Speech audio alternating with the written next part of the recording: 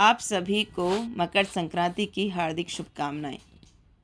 संक्रांति का अर्थ है सूर्य का एक राशि से दूसरे राशि में प्रवेश करना, तो इसको संक्रांति कहते हैं।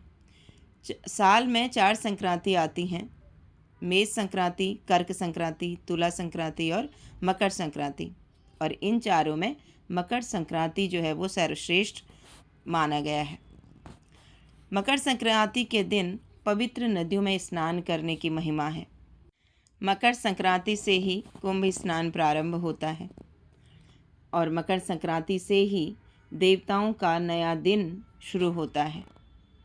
भगवद गीता में भगवान श्री कृष्ण कहते हैं कि जो ब्रह्म को प्राप्त करना चाहता है उनके लिए उत्तरायण काल उत्तम काल माना गया है।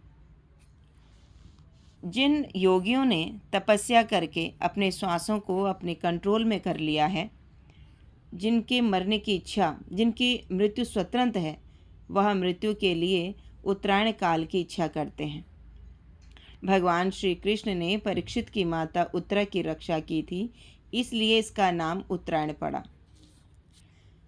भगवान श्री कृष्ण और श्रीमती राधा रानी का सम्मिलित स्वरूप चैतन्य महाप्रभु इस भौतिक संसार में अवतरित होते हैं जीवों को धर्म सिखाने के लिए। प्रथम दीक्षा पंढरपुर में ईश्वरपुरी से प्राप्त की और संन्यास दीक्षा मकर संक्रांति के दिन ही केशव भारती से प्राप्त की। मकर संक्रांति पूरे विश्व में अलग अलग तरीके से मनाया जाता है। गंगा नदी के तट के जो निवासी हैं वो लोग संक्रांति को माघ मेला के रूप में मनाते हैं। प्रयाग में त्रिवेणी संगम में स्नान का महत्व है। उत्तर प्रदेश में दान का पर्व है। बिहार में खिचड़ी दही चिवड़ा का पर्व मनाया जाता है और उत्तराखंड के बागेश्वर में बहुत बड़ा इसका मेला लगता है और इस दिन तिल के अनेक प्रकार के व्यंजन बनाकर और खिचड़ी बनाकर ब्राह्मणों को भोजन करा के खुद इसको प्रसाद रूप में पाते हैं। महाराष्ट्र में नवविवाहित स्त्री को श्रृंगार का सामान गिफ्ट के रूप में देते हैं। बंगाल के गंगा सागर में मेले के रूप में मनाते हैं।